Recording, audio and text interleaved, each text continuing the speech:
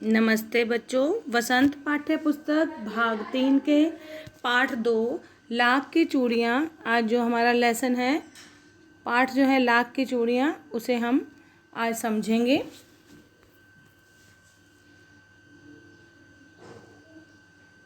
लाख की चूड़ियाँ पाठ हमारा एक कहानी है।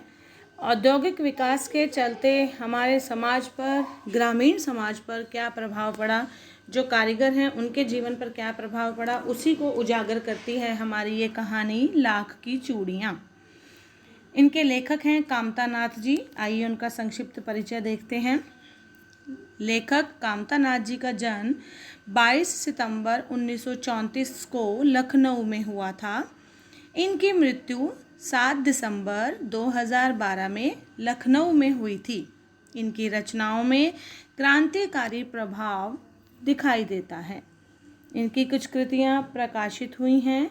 प्रमुख उपन्यास इनके जो हैं वो इस प्रकार हैं: समुद्र तट पर खुलने वाली खिड़की, सुबह होने तक, एक और हिंदुस्तान, तुम्हारे नाम, पिघलेगी बर्फ आदि।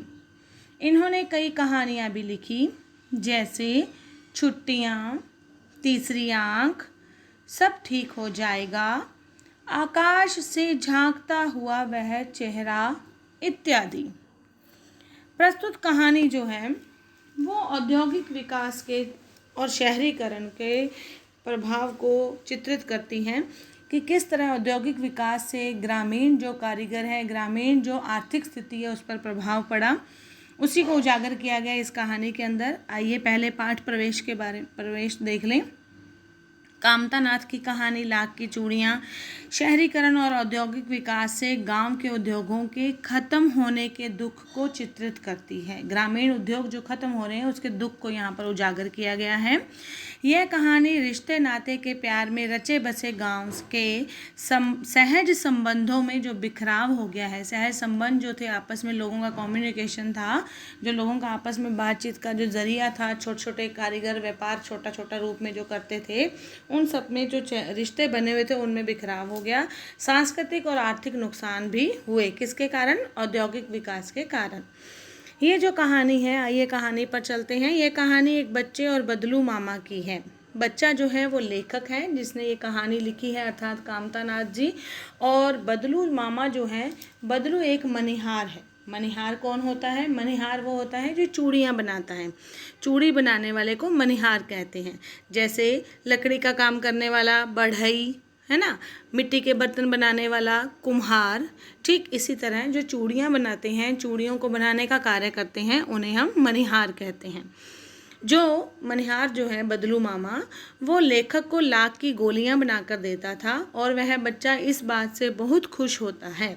धीरे धीरे समय बीतता है। बच्चा बड़ा होने के बाद एक बार फिर गांव में जब आता है तो बदलू से मिलकर औपचारिक बातचीत करते हुए उसे पता चलता है कि गांव में लाख की चूड़ियां बनाने का जो कारोबार है, कामकाज जो है, वो लगभग खत्म हो गया है। और बदलू इस बदलाव से दुखी है, किंतु वो अपने उसूल नहीं त्यागता। उसूल मैंने होता है जीवन के कुछ बनाए हुए नियम। उसूल का मतलब है नियम। जो उसने अपने जीवन में नियम बनाए थे वो उन नियमों को नहीं त्यागता है। साथ ही अपना जीवन चलाने के लिए कई और रास्ते निकाल लेता है। इस कहानी में दिखाया गया है कि लेखक कह रहे हैं कि विपरीत परिस्थितियां होने पर भी, विपरीत मैंने अपने जो खुद की जो परिस्थितियां अच्छी चल रही हैं, अब उसके बिल्कुल अपोजिट यानी उसके बिल्कुल विपरीत परिस्थितियां जब आ जाएं, तब भी उसूल हमें, अपने नियम जो हैं, हमारे जीवन जीने का जो ढंग है, उसे हमें नहीं बदलना चाहिए, नहीं त्यागना चाहिए। इसी बात की और इस बात से उन्हें संतोष है कि कारीगर ने अपने उसूलों को नहीं छोड़ा, चाहे उसे आर्थिक नुकसान होते रहे। आइए आगे बढ़ते हैं। ये जो लेसन था, इस लेसन को अभी मैं शॉर्ट में आपको और समझा देती हूँ। बदलू जो है एक मनिहार है जो कि लाख की चूड़ियाँ बनाता है। लाख की चूड़ियाँ बनाने वाला ये जो मनिहार है, ये अपनी चूड़ियों को बेचने के लिए बदले में पैसे नहीं लेता था। ये वस्तु विनिमय के माध्यम से अपनी चूड़ियों को बेचता था। वस्तु विनिमय क्या होता है? एक वस्तु के बदले में दूसरी वस्तु लेना। अर्थात जब वो चूड़ियाँ सामने वाला कोई खरीदने आता है तो उसको चूड़ियाँ जब वो देता था बदलू, तो जो चूड़ी लेने आया है वो व्यक्ति बदले में बदलू को या तो अनाज या कपड़े, इस तरह से कोई ना कोई चीज़ देता था। बदलू जो है वस्तु विनिमय के बल पर अपना व्यापार करता था और बदलू के इस व्यापार से सबसे ज़्यादा जो कार्य इसका सबसे अलग था तरीका, वो था विवाह के समय अगर कोई चूड़ियाँ लेने इनसे आता था तो उस समय ये पैसे ना लेकर के व्यापार के समय व्यापार कैसे करता था। वो जिस विवाह जिनके घर में विवाह होता था, वो जो चूड़ी लेने आते हैं जब वो व्यक्ति, तो वो उनसे अपनी पत्नी के लिए साड़ी और खुद के लिए पगड़ी की डिमांड रखता था, पगड़ी मांगता था कि ये चीज़ उसे बदले में दी जाए। यानी तब वो अपनी मन माने की वस्तु जो है, यानी अर्थात पगड़ी और साड़ी, इन सब चीज़ों को वो लेता था। ये था उसका वस्तु विनिमय। इन सब के होते हुए भी बदलू जो है वो स्वभाव से बहुत अच्छा व्यक्ति था और उसी को प्रस्तुत किया गया है कि उन्होंने अपने आर्थिक औद्योगिक विकास के होने के बावजूद भी अपने इस कारीगरी के काम को चालू रखा और लेकिन निरंतर आर्थिक जो उसको नुकसान है वो होते रहे। ये थी हमारी कहानी लाख की चूड़ियाँ।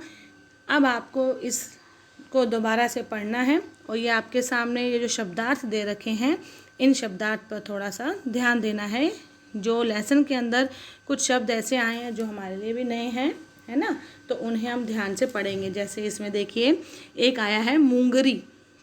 मूंगरी होता है गोल, मुठियादार लकड़ी जो ठोकने पीटने के काम आती है। चूड़ी को आकार देने का जो काम है वो किससे होता है, इस मूंगरी से होता है।